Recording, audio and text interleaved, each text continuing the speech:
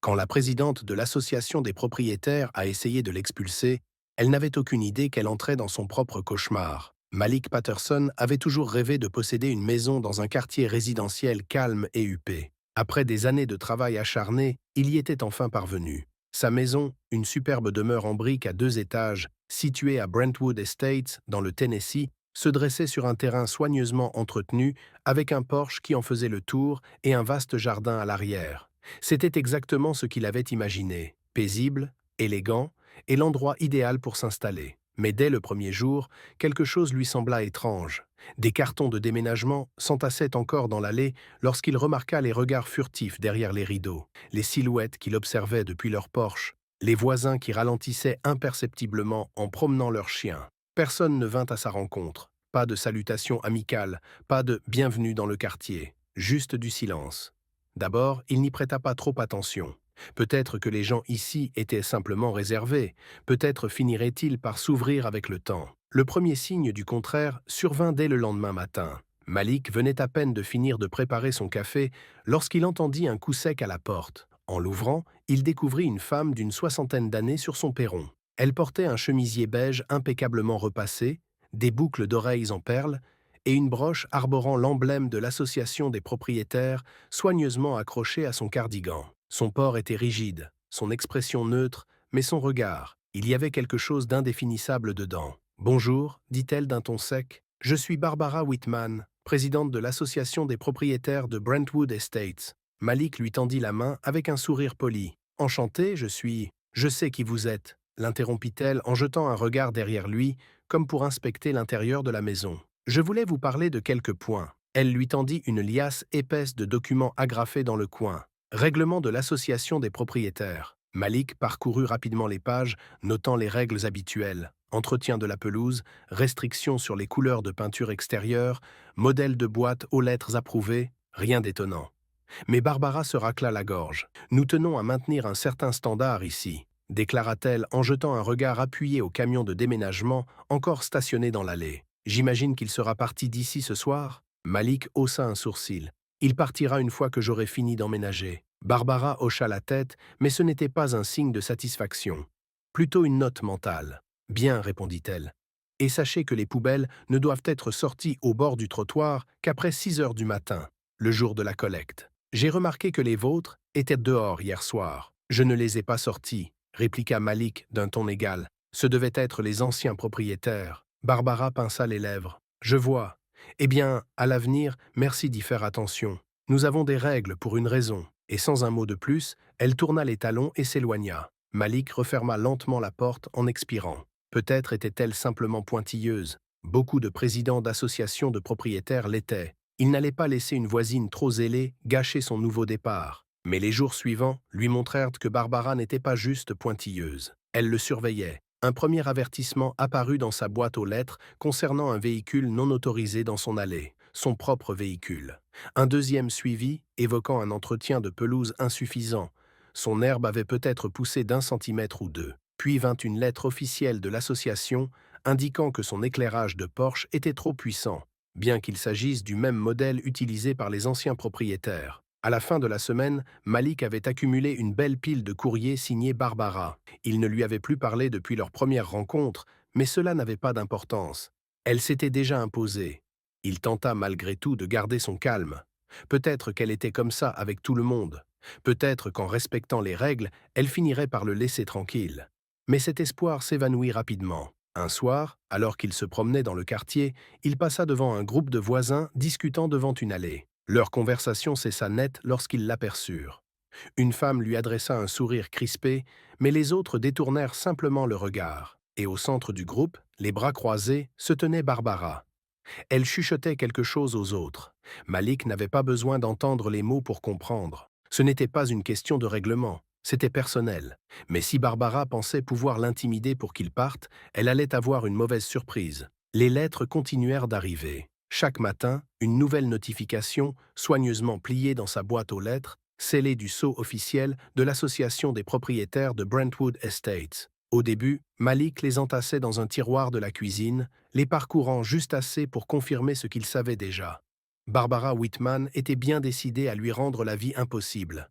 Mais lorsqu'il reçut 5e lettre en seulement 2 semaines. Malik en avait assez. Cette fois, il s'agissait de ses poubelles. Les bacs doivent être récupérés dans l'heure qui suit la collecte afin de préserver l'esthétique du quartier, indiquait la lettre. Malik fixa le papier, l'irritation montant en lui. Il récupérait ses bacs comme tous ses voisins, après le travail, mais apparemment, cela ne suffisait pas. Curieux, il décida de faire un petit test.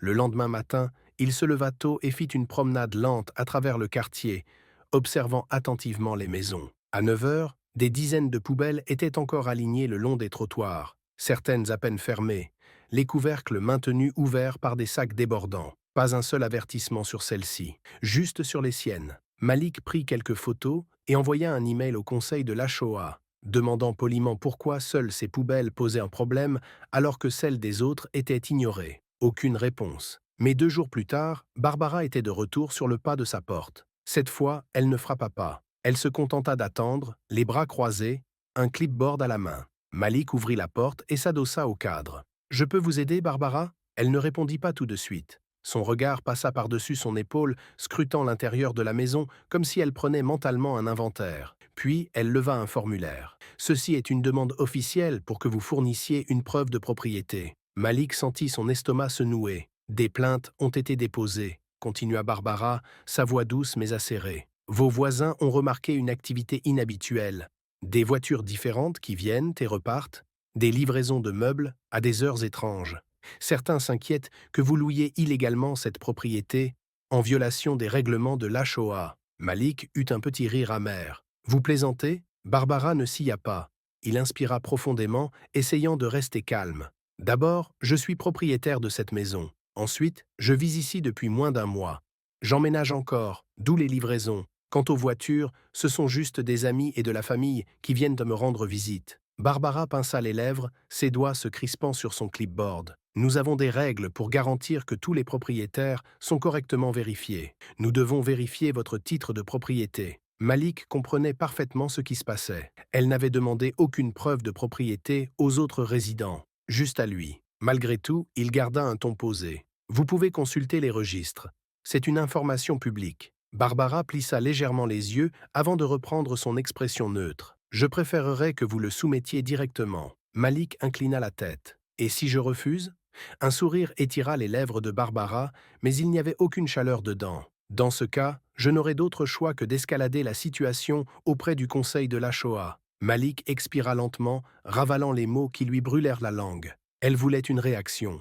Elle voulait qu'il s'énerve, qu'il élève la voix, qu'il devienne le problème. Alors, il se contenta de sourire. « Je vais y réfléchir. » Puis il referma la porte avant qu'elle ne puisse ajouter quoi que ce soit. Barbara n'apprécia pas.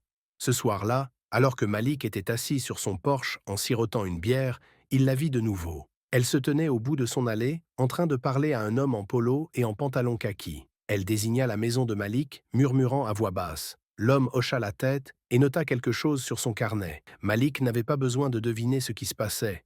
Barbara ne cherchait plus seulement à l'intimider, elle cherchait un moyen de le faire partir. Mais si elle pensait pouvoir le pousser dehors, elle allait bientôt apprendre une leçon difficile. Le lendemain matin, Malik se réveilla avec un email de l'Ashoa. Objet, avis de violation. Il s'agissait de ses meubles de Porsche. Selon l'email, son ensemble de jardin, 2 chaises en osier et une petite table en verre, ne respectaient pas les standards esthétiques définis par le règlement de l'Ashoa. Une règle vague, clairement appliquée de manière sélective. Malik se pencha en arrière sur sa chaise et expira lentement.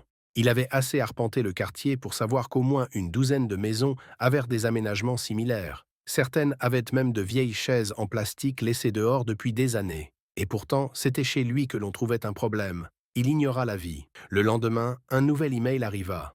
Objet, 2e avis, infraction d'entretien de pelouse. Malik fronça les sourcils. Son gazon était fraîchement tondu, taillé et arrosé. Il avait passé tout l'après-midi à tailler les haies. Il avait veillé à ce que tout soit impeccable, mais voilà qu'une plainte officielle était arrivée, affirmant que sa pelouse était légèrement trop haute et avertissant que des amendes pourraient être infligées si le problème n'était pas résolu. Malik savait exactement ce qui se passait. Barbara cherchait à l'accabler de plaintes, accumulant de petites infractions jusqu'à ce qu'elle ait suffisamment de levier pour faire monter les choses en puissance. Alors, il décida de jouer à son jeu. Ce soir-là, il fit une promenade lente dans le quartier, notant chaque véritable infraction qu'il voyait.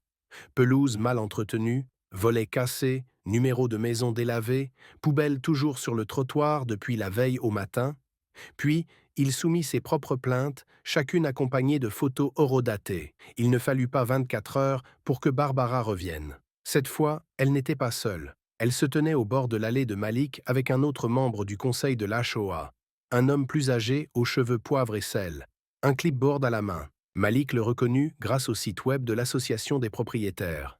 Stephen Reynolds, vice-président. L'expression de Barbara était plus crispée que d'habitude, sa politesse forcée masquant à peine son irritation. « Monsieur Patterson, dit-elle d'une voix tendue, nous avons reçu votre liste de plaintes. » Malik croisa les bras et hocha la tête. « Bien. Alors vous savez que je ne suis pas le seul à être soumis à des règles absurdes. » Stephen s'éclaircit la gorge, jetant un regard à Barbara avant de parler. « Nous comprenons vos préoccupations, mais c'est le conseil de l'Ashoa qui détermine quelles infractions nécessitent une action. Toutes ne justifient pas un avertissement formel. » Malik ricana. « Donc les miennes si, mais pas celles des autres. » Barbara ne répondit pas.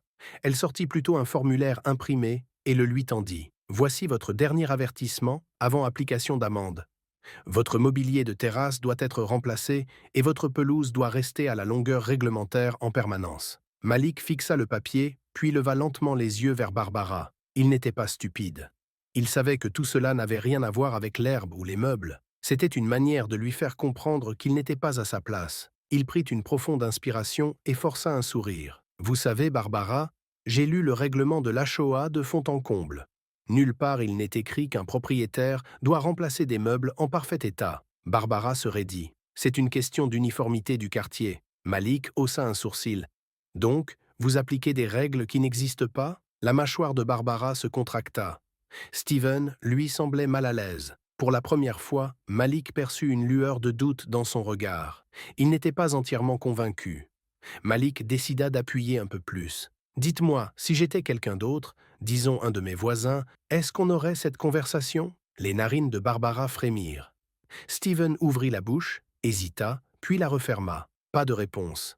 Malik hocha la tête et plia le papier en deux. « C'est bien ce que je pensais. » Barbara inspira brusquement et afficha un sourire crispé. « Si vous refusez de vous conformer, l'Ashoa a le pouvoir de prendre d'autres mesures. » Malik soutint son regard sans ciller. « Alors faites ce que vous avez à faire. » Barbara tourna les talons et s'éloigna, la posture raide de frustration à peine contenue. Stephen resta un instant immobile, puis la suivit. Malik les observa partir, serrant l'avis d'infraction dans sa main. Il venait de l'appeler à son propre jeu, mais Barbara n'était pas du genre à abandonner facilement. Il s'attendait à ce qu'elle riposte. Il ne s'attendait juste pas à ce qu'elle aille aussi loin. Le lendemain matin, une grosse enveloppe l'attendait dans sa boîte aux lettres. Pas de logo de l'HOA cette fois-ci. À la place, le nom d'un cabinet d'avocats. À l'intérieur, une plainte officielle déposée auprès de l'autorité du logement du comté de Davidson, l'accusant d'être un occupant frauduleux. Barbara était passée des amendes mesquines à une tentative de le faire expulser légalement de sa propre maison. Malik fixa le document. Son pouls restait stable, mais ses mains se crispèrent sur le papier. Elle allait vraiment jusque-là. Il parcourut la plainte. Les accusations étaient fragiles. Des allégations selon lesquelles il n'avait pas fourni de preuves de propriété, des soupçons selon lesquels il louait la maison sous de faux prétextes, et une déclaration affirmant que plusieurs voisins avaient exprimé des inquiétudes quant à sa présence. Aucun nom, aucune preuve tangible. Juste des suppositions maquillées en jargon juridique. Un instant, Malik envisagea d'ignorer tout cela. Les accusations ne tiendraient Mahdi pas. Mais il comprit rapidement que ce n'était pas une question d'expulsion. C'était une guerre d'usure. Barbara voulait l'ensevelir sous des problèmes juridiques. Elle voulait l'épuiser, frustrée, épuisée, prête à tout abandonner plutôt que de riposter. Ce que Barbara ignorait, c'était qu'elle jouait exactement le jeu de Malik. Ce soir-là, Malik passa un appel. « Salut Joe », dit-il dès que la ligne décrocha. « J'ai besoin d'un service. » Joe Martinez était son avocat spécialisé en immobilier depuis des années. Brillant, implacable et 2 fois plus impitoyable que Barbara ne l'avait jamais espéré être. Dès le lendemain matin, Malik avait tout ce dont il avait besoin, et il n'allait pas seulement se défendre. Il allait renverser toute la situation. 3 jours plus tard, la salle de réunion d'urgence du conseil de l'association des propriétaires était bondée. Barbara siégeait en bout de table, son expression soigneusement neutre. Les autres membres du conseil l'entouraient, certains mal à l'aise, d'autres feignant de s'occuper de leurs notes. La salle bourdonnait de murmures. Les propriétaires, installés sur leurs sièges, jetaient des regards entre Malik et le conseil. Tout le monde avait entendu les rumeurs. Tout le monde attendait l'affrontement. Barbara s'éclaircit la gorge et leva un document imprimé. Nous sommes réunis aujourd'hui pour aborder le problème récurrent concernant la résidence de M. Patterson. Compte tenu des nombreuses infractions et des préoccupations exprimées par notre communauté, J'aimerais prendre la parole, coupa Malik d'une voix calme mais ferme. Les lèvres de Barbara se pincèrent. Vous aurez l'occasion de répondre après. Non, dit Malik en posant une pile de documents devant lui. Je parle maintenant. Un murmure parcourut la salle. Barbara se raidit, mais elle lui fit signe de poursuivre. Malik se leva et déplia le premier document. Ceci, dit-il en brandissant le titre de propriété de sa maison, est la preuve légale que je suis le propriétaire de mon domicile. Document enregistré, classé et incontestable. Quelques têtes se tournèrent. Certains membres du conseil échangèrent des regards. Malik posa calmement le document et sortit une autre feuille. Ceci, continua-t-il, est l'acte d'achat d'une autre propriété, le 214, Oakwood Drive. Le visage de Barbara ne changea presque pas, mais Malik perçut une lueur de confusion dans ses yeux. Puis il sortit le dernier document. Et ceci, ajouta-t-il en laissant planer un silence, est le titre de propriété du 216, Oakwood Drive, la maison de Barbara. Le silence qui suivit fut assourdissant. Malik ne se rassit pas. Il laissa l'instant s'imprimer dans les esprits, permit à Barbara de comprendre ce qui venait de se passer. La femme qui avait passé des semaines à tenter de le faire expulser venait d'apprendre que sa propre maison ne lui appartenait plus, et elle ne s'en était même pas rendue compte. Barbara entr'ouvrit les lèvres, mais aucun son n'en sortit. Puis, d'une voix basse et tendue, elle demanda « Comment ?» Malik croisa les bras. « Vous devriez consulter les dossiers de l'association, Barbara. Cette saisie que vous avez ignorée, cette vente que vous n'avez même pas remarquée le mois dernier, j'étais l'acheteur. » Quelques exclamations se firent entendre dans la salle. Barbara crispa les doigts autour des documents posés devant elle. Malik incline légèrement la tête. « Alors, Barbara, qui est le véritable intrus maintenant ?» Et en un instant, l'atmosphère de la salle changea du tout au tout. Barbara avait perdu toutes ses couleurs. Son masque de contrôle parfait se fissurait sous les regards de l'assemblée. Le pouvoir qu'elle avait exercé sur Malik pendant des semaines venait de voler en éclats sous les yeux de tous. Malik savoura l'instant, laissa ses paroles faire leur effet. Puis il prit un autre document dans sa pile soigneusement organisée. Maintenant parlons des tentatives d'expulsion frauduleuses. Barbara releva brusquement la tête. « Pardon ?» Malik tapota la plainte légale qu'elle avait déposée. « Vous m'avez signalé comme occupant illégal. Vous avez affirmé que je n'avais aucun droit de vivre dans ma propre maison. » Il marqua une pause, plongea son regard dans le sien. « Pourriez-vous nous expliquer pourquoi ?» Les doigts de Barbara se crispèrent légèrement contre la table, mais elle s'efforça de garder une voix posée. « Comme je l'ai précisé dans mon rapport, plusieurs résidents ont exprimé des inquiétudes. »« Qui ?» l'interrompit Malik. La mâchoire de Barbara se contracta. « Je ne suis pas en mesure de divulguer. »« Aucun nom ?»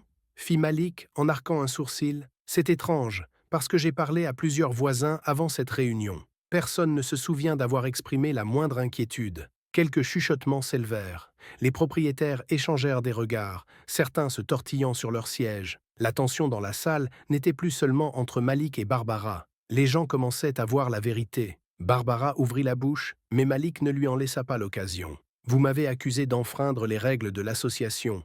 Et pourtant, vous avez ignoré à maintes reprises d'autres infractions dans cette communauté. » Il sortit une pile d'emails imprimés. « J'ai déposé des plaintes officielles concernant des infractions non résolues, volets fermés, pelouses envahies par les mauvaises herbes, poubelles laissées dehors pendant des jours. Aucun de ces manquements n'avait entraîné de notification de violation. » Malik se tourna vers le reste du conseil. « Dites-moi, ces règles ne s'appliquent-elles que lorsque Barbara décide de les faire respecter ?» Stephen Reynolds, le vice-président de l'association des propriétaires, s'éclaircit la gorge. « Je pense que nous devrions prendre un moment pour... » « Non, coupa Malik, le regard toujours fixé sur Barbara. « Parce que le problème ici, ce ne sont pas les règles de l'association. Ce n'est jamais ça. Le problème, c'est qu'elle décide qui, selon elle, a le droit d'être ici. » Un murmure secoué d'indignation parcourut la salle. Barbara entr'ouvrit les lèvres, la panique traversant son visage pour la première fois. Malik ne se contentait pas de l'exposer. Il forçait tout le quartier à voir ce qui se passait sous leurs yeux depuis longtemps. Barbara inspira tremblante. « Monsieur Patterson, je voulais simplement m'intimider pour que je parte ?» la coupa Malik. « Oui, j'avais compris. Un silence pesant s'abattit sur la salle avant qu'une voix ne s'élève du fond. C'est une honte. Malik se retourna et aperçut M. Holloway, l'un des plus anciens résidents du quartier. Secouant la tête, il fixa Barbara. « Vous avez vraiment essayé d'expulser l'homme qui possède votre maison ?» Quelques rires fusèrent dans l'assemblée. Le vent tournait, mais Malik n'avait pas encore terminé. Il posa un dernier document sur la table. « Et une dernière chose, Barbara. Vous êtes en retard sur le paiement de vos charges à l'association. » Son regard se releva d'un coup. « C'est faux. » Malik tapota le papier. « J'ai acheté votre maison aux enchères. Souvenez-vous. Cela inclut les dettes qui y sont attachées. Vous devez plus de 3 000 $ en amendes et charges impayées. » Un murmure stupéfait se propagea parmi les membres du conseil. Steven ajusta ses lunettes, le front plissé alors qu'il lisait le document. « Barbara, est-ce vrai ?» Elle ouvrit la bouche, mais aucun son n'en sortit. Elle s'était piégée elle-même. Malik s'appuya contre sa chaise, l'air décontracté. « Je vous suggère de commencer à payer. Vous ne voudriez pas enfreindre vos propres règles, n'est-ce pas ?» Un léger rire parcourut la salle, même parmi certains membres du conseil. Barbara rougit violemment. Elle avait passé des semaines à essayer de contrôler Malik, et voilà que, devant toute l'association, son autorité s'effondrait. Serrant les dents, elle chercha une issue de secours. « Cette réunion est levée », lança-t-elle en refermant brusquement son dossier. « Nous reparlerons de cette affaire plus tard. » Elle se leva d'un bond et quitta la salle d'un pas furieux, ses talons résonnant sur le carrelage. Mais pour la première fois, personne ne la suivit. Malik expira lentement, sentant la tension dans ses épaules s'apaiser. Il avait gagné. Mais Barbara n'était pas du genre à abandonner sans se battre. Le lendemain matin, après son humiliation publique, Barbara attendait à l'entrée de l'allée de Malik. Cette fois, elle n'était pas seule. Son mari, Richard, un homme d'une 60aine d'années à la posture rigide et au regard sévère, se tenait à ses côtés. Malik sortit sur son porche, les bras croisés. « Je peux vous aider ?» La voix de Barbara était tendue, maîtrisée. « Je veux discuter de la vente de ma maison. » Malik s'y attendait. L'idée de devoir lui payer un loyer devait être insupportable pour elle. « Je ne vends pas, » répondit-il simplement. Barbara serra la mâchoire. « J'ai vécu dans cette maison pendant 32 ans. » Malik pencha légèrement la tête. « Et pourtant, vous n'avez jamais remboursé les dettes qui y étaient associées. » Richard prit la parole. « Nous sommes prêts à vous faire une offre raisonnable. » Malik s'adossa à la rambarde. « Définissez raisonnable. » Barbara soupira, exaspérée. « Le même prix que vous avez payé aux enchères. » Malik éclata d'un rire bref. « Ce n'est pas comme ça que l'immobilier fonctionne.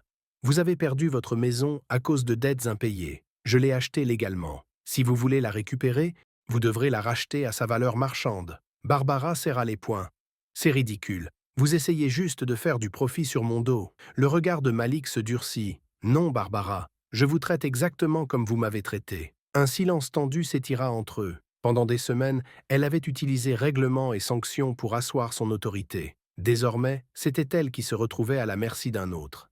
Richard soupira en se frottant le visage. « Combien ?» Malik jeta un œil à la maison. Vu l'emplacement, le marché actuel et vos dettes impayées, $450,000. Le visage de Barbara se crispa de colère. « C'est exorbitant. » Malik haussa les épaules. « Dans ce cas, vous allez devoir trouver un autre endroit où vivre. » Un éclat de panique traversa brièvement ses traits. Cette fois, elle réalisait vraiment. Elle n'était pas seulement évincée du conseil, elle perdait la maison où elle avait vécu 30 ans. Richard poussa un long soupir. « Nous allons y réfléchir. » Malik hocha la tête. « Prenez votre temps. » Barbara hésita avant de partir. Elle jeta un dernier regard à Malik, une lueur différente dans les yeux. Ce n'était pas du remords, mais elle comprenait enfin qu'elle n'avait jamais eu le contrôle. Elle avait été tellement obsédée par l'idée de l'expulser qu'elle n'avait pas vu le vrai danger. Ses propres actes l'avaient donc menée à sa perte. Malik laissa planer le silence avant de murmurer. « Barbara », elle se figea. « La prochaine fois que vous jugerez quelqu'un sans le connaître, » il désigna sa maison. « Rappelez-vous où cela vous a mené. »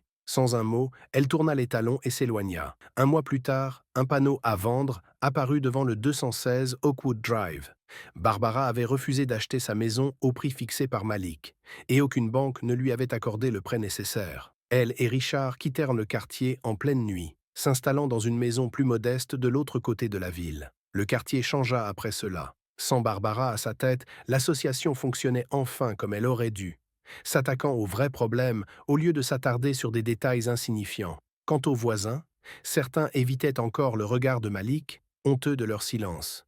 D'autres, en revanche, faisaient des efforts. Lentement, ils reconstruisaient un quartier plus juste. Un jour, Lisa Hendricks, l'une des rares à avoir voté contre Barbara, se présenta chez Malik avec une assiette de biscuits. « Je sais que c'est tard, dit-elle avec gêne, mais bienvenue dans le quartier. » Malik sourit en prenant l'assiette. « Il vous en a fallu du temps. » Lisa rit, un peu embarrassée. « Oui, c'est vrai. » Malik mordit dans un biscuit. Un peu sec, mais c'était l'intention qui comptait. Certaines personnes passent leur vie à essayer de contrôler les autres, pensant que leur pouvoir vient des règles, du statut ou du fait d'écraser ceux qui les entourent. Mais le vrai pouvoir, c'est savoir qui l'on est et ne laisser personne nous en priver. Si cette histoire vous a plu, abonnez-vous. D'autres suivront, et croyez-moi, elles valent le détour.